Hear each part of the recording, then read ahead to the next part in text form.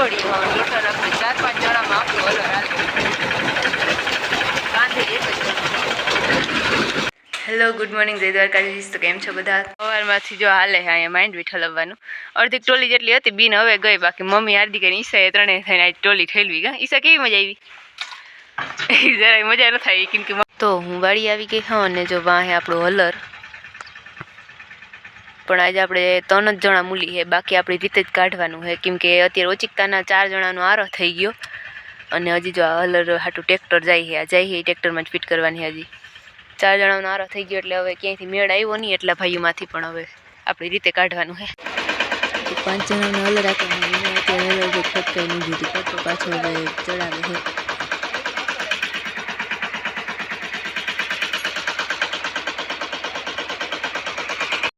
તો આજ મૂલી ના ચડ્યા એટલે જો હું માંડવી ચડાવું ને ઓલા બધા ભૂકો ચડાવે હલર બંધ કરીને.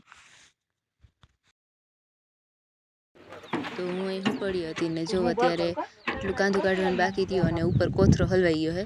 કાંધું નાખતા હતા એમાં બિનના હાથમાં મુકાઈ ગયો તો અંદર વયો ગયો. હવે એ બધા કાઢે છે, હવે નીકળે કે હવે ચિત્ર તો થઈ ગયા જોઈએ આમાં હવે હેઠો આવતો રહ્યો છે. તો આખિર 5 જણાથી હલર પૂરું થઈ જ ગયું અટાણે. તો વાડીમાં આપણે ભરની જાગ વીણવાની હતી તો રાપ આલી જાય ને અટાણે જો ટેકાનો વારો કાલ કા પરમદી જ આવી જાય ને ટોલીમ પડી ને બધી માંડવી ચોખ્ખી કરવાની બાકી છે. તો વાડીમાં જો એટલી જ માંડવી થઈ છે, આ 2 ટોલી જેવી ને 1 ટોલી જેવી થઈ છે ગામવાળી વાડીએથી ને ટેકામાં હવા હોમણ દેવાની છે એટલે લગભગ આ બધી જ વહી જાય. બીજી હોલમાં મૂકી દીધી મારિયાની.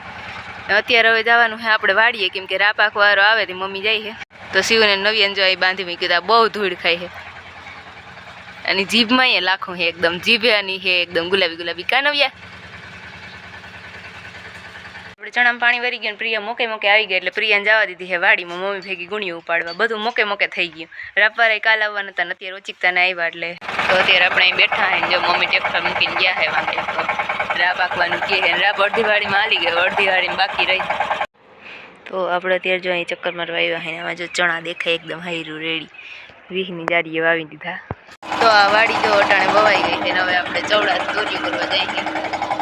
તો આપણે આ ધોરીઓ હરંગ થઈ ગયો છે આમ ને આમ બે સાઈડ ને વાં લાઈન ઉપલી કટકીમાં પાથરી દીધી એટલી કટકી સુધી મમ્મી લાઈન ફિટ કરે પછી હવે ઘરે જવાનું છે. આમાં 2 કુટકીમાં જુવાર વવાઈ ગઈ. હેલો ગુડ મોર્નિંગ જય શ્રી કૃષ્ણ. તો અટાણે હવારના પૂરમાં મારે હજી વાહિંદન કરવાનું છે ને આજે આપણે વાડી વાવવાની છે એટલે વાડી વાવવા આવવાના છે.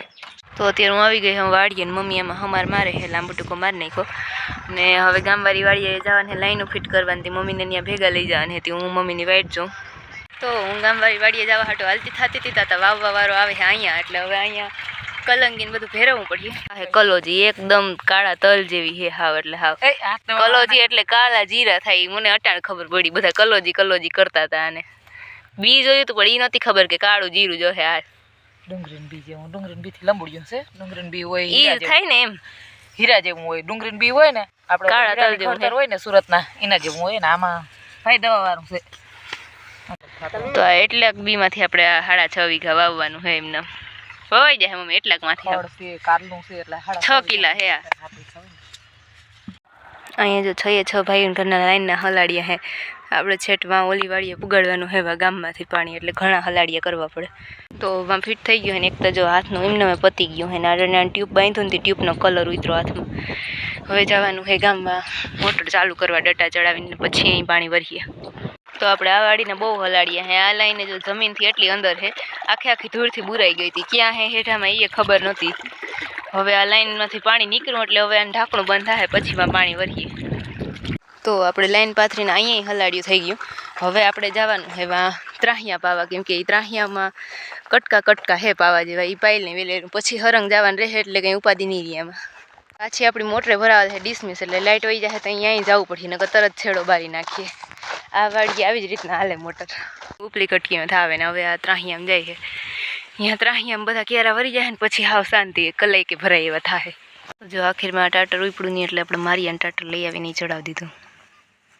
તો અહીંયા આપણે ટોટલ 10-15 ઢાંકણા છે. એમાં સબસ્ટેશન આ વારું ઢાંકણું ખુલી ગયું છે. આ બધા એડા પી ગયા. હવે આપણી વાડીએ પાણી પી ગયું છે. ટાટરને બધું બરી ગયું તો પાછું નવું લીધું નાખ્યું. નવું મારીએથી લઈ આવીને અહીંથી માર્યું 7 કિલોમીટર થાય. ત્યાંથી લઈ આવીને ઈ ટાટર નાખ્યું ને ત્યાં મોટર ચાલુ થઈ. આ વાડીના વારે ખેર કંઈક ને કંઈક વાંધા હોય જ. આ વાડીઓ ને છે ભાઈ વચ્ચે મોટર છે ને એટલે ઢાંકણા હે, લગભગ 10-15 ઢાંકણા હે. બધા ઢાંકણા હવે અહીંયા જો આ વાડીમાં એડાવાળી વાડીના 3 ખૂણે ઢાંકણા હે. એમાંથી એકાદું નીકળી જાય ને તોય આપણે પાણી આવે નહીં, ને આપણે આ ઢાંકણું નીકળી જાય ને તોય પાણી ના આવે. બધું હલાડ્યું કરીને મેં એટલી કટકીમાં પુગાડ્યું હે. ને હવે ટાટર નવું ચડાવ્યું એટલે લગભગ પાણી હલામું આવીએ. તો જો વાં લાઈન પાથળ છે, ત્યાંથી પછી આ કટકીમાં આવે છે. એમાંય આ ક્યારે હું આવી ને ત્યાં ફૂલ છલી ગયો હવે, લગભગ તૂટી જ જવાનું. વાં એડાવાળી વાડીમાં ઢાંકણું ઢાંકીને આવીને ત્યાં ક્યારો ફૂલ છલી ગયો. તો આમાં જરાય પાર્યું હતું નહીં થોડાક વારમાં, એટલે એટલામાં આપણે રૂંઢો થઈ ગયો, એકદમ પાર્યું કરી નાખ્યું ટાઢા પરની ઉકલે એટલે. હજી પાવાની ઓલ કટકી અડધી બાકી.